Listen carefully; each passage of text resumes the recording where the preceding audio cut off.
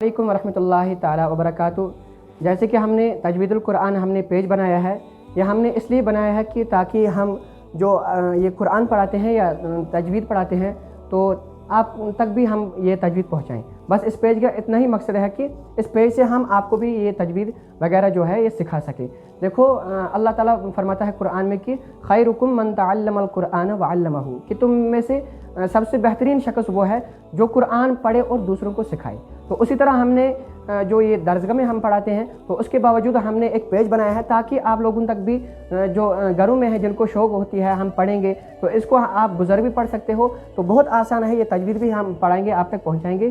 तो इसलिए आप अभी हमने नया पेज बनाया है तो आप सबसे गुजारिश यही करते हैं कि सबसे पहले कि इस पेज को फॉलो करें और बेल आइकन ज़रूर आल नोटिफिकेशन कर दें ताकि आने वाला जो वीडियो है वो आप तक आसानी से पहुँचे, तो उसकी नोटिफिकेशन आप तक पहुँचे। तो चलो आज हम करते हैं एपिसोड नंबर 1, पहला सबक है ये आप हमारा। तो आज हम शुरू करते हैं। तो हम अब बिना वक्त ज़ाया करते हुए हम आगे सबक की तरफ बढ़ते हैं। तो चलो सबसे पहले हम देखते हैं कि कुल हरूफ 29 हैं, जो जैसे कि अलिफ बा ता, ये कुल हरूफ मिलाकर ये 29 आते हैं। तो जिनको हरूफ तहजी कहते हैं, यानी इन 29 हरूफों क्या कहते हैं, हरूफ तहजी कहते हैं।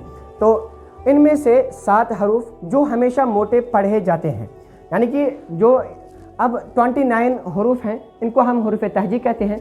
और इन्हीं में से 7 हरूफ ऐसे हैं जो हम हमेशा हर हाल में जो हमेशा मोटे पढ़े जाते हैं। यानी कि अगर हम कुरान में हम देखेंगे, अगर ये कहीं हरूफ मुस्ताले मिलते हैं, हमें ये 7 हरूफ मिलते हैं, तो अगर हम कुरान में इन पर ज़बर हो, कोई भी हरकत हो, यानी हर हाल में हमेशा ये मोटे पढ़े जाएंगे। तो और वो ये हैं, और वो कौन कौन से हरूफ हैं, वो ये हैं ख, साद, ज़ाद, ता, ज़ा, गैन, क़ाफ, ये हमेशा मोटे पढ़े जाएंगे। अगर इनके ऊपर कोई भी हरकत हो, ये 7 हरूफ है ये हमेशा हर हाल में मोटे पढ़े जाएंगे। तो इसी तरह अब इन 7 हरूफों को क्या कहते हैं, इनको कहते हैं, इनको हरूफ मुस्तालिया कहते हैं। यानी कि इन 7 हरूफों को हम हरूफ मुस्तालिया कहते हैं।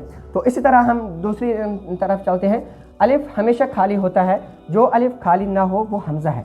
यानी कि जो ये अलिफ होता है, जैसे कि यहाँ मैंने मिसाल दी हुई है, ये अलिफ है, अब ये जो खाली है तो ये अलिफ ही रहेगा। यानी अगर कुरान में आप आगे देखोगे तो अब आगे भी हम अच्छी आपको देंगे गाइड। तो देखो अभी यहाँ अलिफ है, ये खाली है तो ये अलिफ है। अगर यही अलिफ यहाँ पे है और इस पर ज़बर है, यानी कोई भी हरकत हो, अब यहाँ मैंने ज़बर लिखा है, अगर या इस पे पेश है या ज़ेर है, कोई भी हरकत हो तो ये अलिफ नहीं रहता, बल्कि ये अलिफ हमज़ा बदल जाता है। यानी कि सिंपल से आप यही याद रखोगे, जैसे मैंने यहाँ लिखा है अलिफ हमेशा खाली होता है, जो अलिफ खाली ना हो वो हमज़ा है। अब आपसे कोई सवाल करेगा कि अलिफ और हमज़ा में क्या फ़र्क है, तो आप यही कहोगे कि अलिफ जो होता है वो हमेशा खाली होता है और जो अलिफ खाली ना हो वो हमज़ा है। यानी कि अगर हम कुरान में देखेंगे तो अगर किसी जगह वहाँ अलिफ आता है तो अगर उसके ऊपर ज़बर है या ज़ेर है या पेश है, अब इसको हम अलिफ ज़बर आ नहीं पढ़ेंगे, बल्कि इसको हम पढ़ेंगे हमज़ा ज़बर आ या हमज़ा ज़ेर ई। अब अलिफ नहीं रहा। अलिफ क्यों नहीं रहा? क्योंकि आपने यहाँ पढ़ चुके हैं आप, यहाँ अलिफ हमेशा खाली होता है, जो अलिफ खाली ना हो वो हमज़ा है। अब यहाँ ये अलिफ खाली नहीं है, बल्कि इसके ऊपर हरकत दी गई है, तो अब ये हरकत की वजह से ये हमज़ा बन गया। तो आप समझ गए होंगे कि जो अलिफ होता है वो हमेशा खाली होता है, जो अलिफ खाली ना हो वो हमज़ा होता है। हम फिर से रिपीट करते हैं। कुल हरूफ 29 हैं जिनको हरूफ तहजी कहते हैं। अब ये अलिफ से लेकर या तक ये 29 हरूफ आते हैं, तो इनको हम हरूफ तहजी कहते हैं। ठीक, उसके बाद दूसरा सवाल है, इनमें से 7 हरूफ जो हमेशा मोटे पढ़े जाते हैं, और वो ये हैं ख, साद, ज़ाद, ता, ज़ा, गैन, क़ाफ। तो ये हरूफ मुस्तालिया हैं, ये हमेशा हर हाल में चाहे इन पर कुछ भी हरकत हो या खाली हो तो हमेशा ये क्या पढ़े जाएंगे, हमेशा मोटे पढ़े जाएंगे। तो बाकी जो अलिफ हमेशा खाली होता है, जो अलिफ खाली ना हो वो हमज़ा है। अब दूसरी बात, आप अलिफ और हमज़ा समझ चुके हो और हरूफ मुस्तालिया भी समझ चुके हो, और कुल हरूफ 29 है और उनको क्या कहते हैं। अब दूसरी बात, जो ये दाल सा छोटा सा दाल होता है हरूफ के ऊपर, अब ये दाल नहीं है, बल्कि मैंने अब समझाने के लिए इसको दाल कहा है कि देखो ये अगर यहाँ पे बा है, अब बा के ऊपर ये जज़म होता है, समझ आया।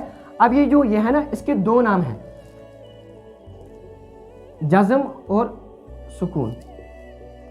अब कोई इसको जज़म के नाम से जानता है और कोई इसको सुकून के नाम से जानता है। ठीक, तो अब जिस हरफ के ऊपर जज़म सुकून हो वो हरफ ही नहीं रहता, बल्कि वो हरफ साकिन बन जाता है।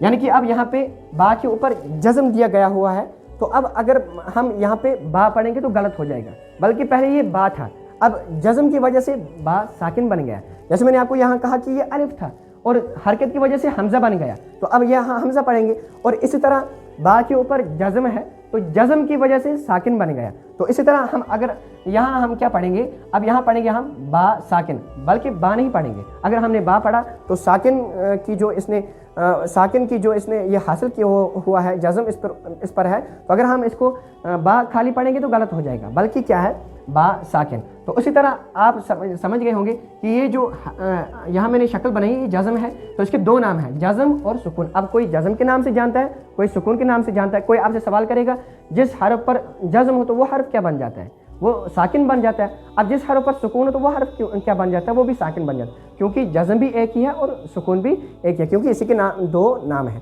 تو بس آج ہم تھوڑا سی آپ کو گائیڈ کریں گے، تو آپ سب سے گزارش ہے کہ اس ویڈیو کو زیادہ سے زیادہ شیئر کریں تاکہ ہر کسی کے پاس یہ ویڈیو بآسانی پہنچے۔